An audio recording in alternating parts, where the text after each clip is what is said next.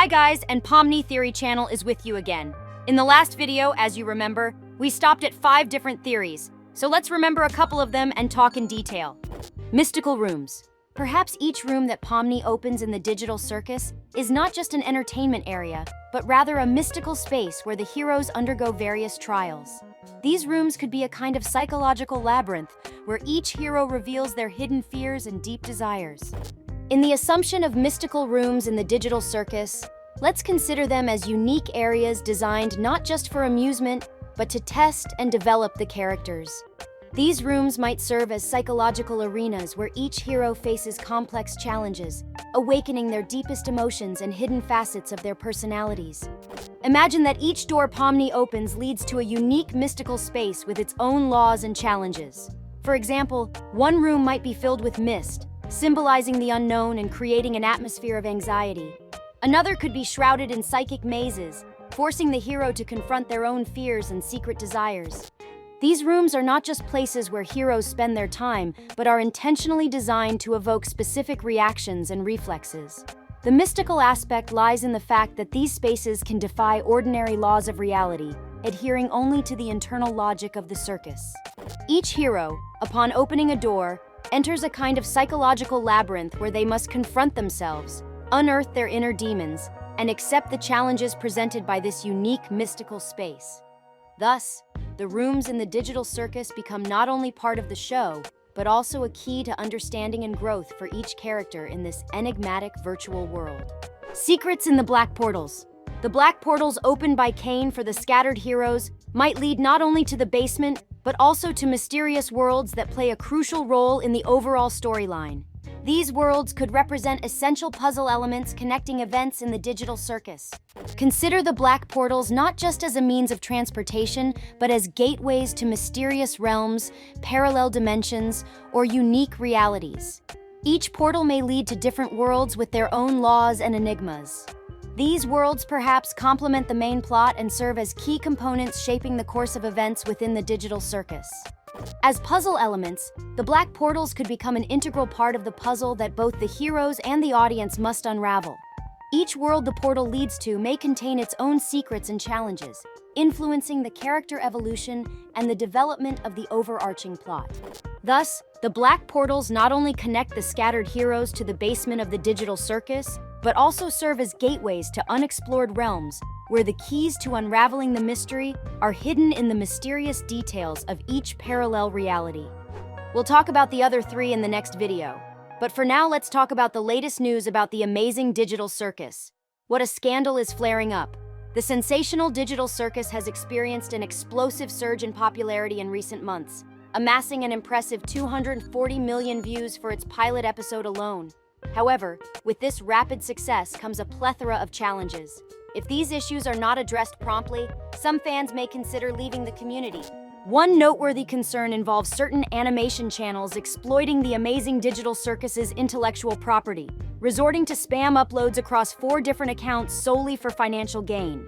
This questionable practice threatens to distort the perception of younger fans, as these channels repetitively churn out identical videos, employing the same scripts, voice acting, and content, but with varying animation styles.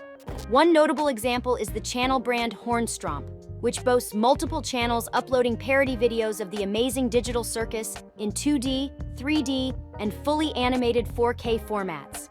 The audacity of these creators lies in uploading 6 animations within one video, where 5 are recycled and only 1 is new, all to exceed the 15-minute mark and gain priority in the YouTube algorithm. Compounding the issue is the utilization of NSFW thumbnails by some channels for clickbait, despite the primary audience being children. This deliberate exploitation of provocative imagery creates an alarming situation where kids, searching for innocent content, may encounter inappropriate material related to characters like Pomni and Jax. The consequences are evident in disturbing search terms that appear when seeking these characters on YouTube. Furthermore, Gooseworks, a key figure associated with the amazing Digital Circus, expressed concern over fans obsessively drawing characters and contributing to what she perceives as content farms. In response to fans depicting characters like Jaxie, a punk version of Jax, in an effort to attract a younger audience, Gooseworks took to Twitter to discourage this trend. She emphasized the distinction between fan art and content farm videos, underscoring the potential negative impact on the community. In summary, the remarkable success of the amazing Digital Circus is overshadowed by the rise of exploitative animation channels, compromising the integrity of the community and potentially exposing young viewers to inappropriate content.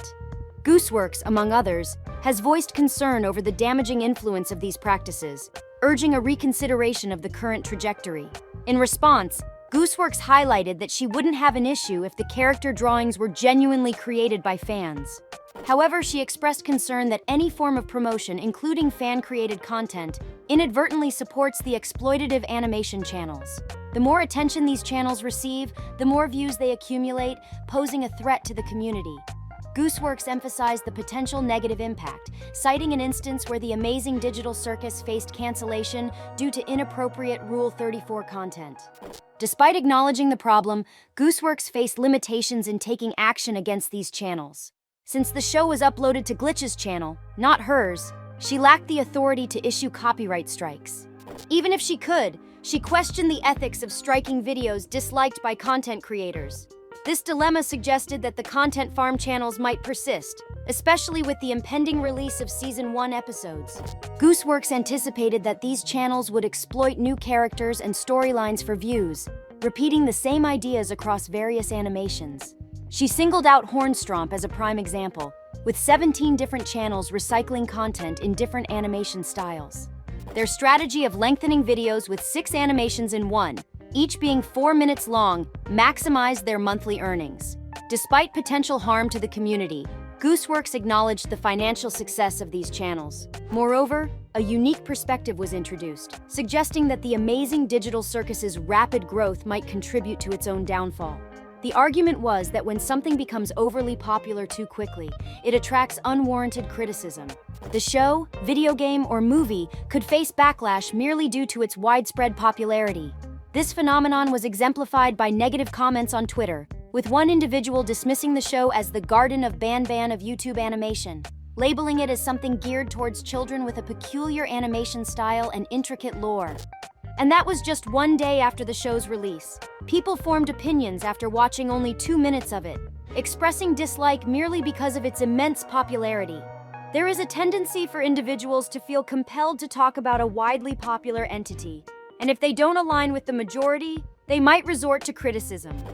One person went so far as to label the amazing Digital Circus as an obvious plant, implying that its success is manufactured by companies pushing it excessively, undermining the genuine efforts of the animators and creators involved. Despite the initial wave of negativity, it seems that the hate is gradually subsiding, and the amazing Digital Circus is experiencing sustained growth. With over 240 million views and still rising, the show has moved beyond its initial burst of popularity. However, at the outset of its meteoric success, it faced a significant challenge: Rule 34 content. Fans began creating inappropriate drawings of the characters, prompting Gooseworks to confirm that all characters' ages were over 18.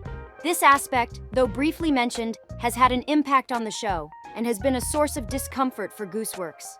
Another challenge revolves around the heightened anticipation for Episode 2, which fans are eagerly referring to as the second episode, disregarding the pilot as Episode 0. The creators, Glitch and Gooseworks, have encountered pressure from fans demanding the release date.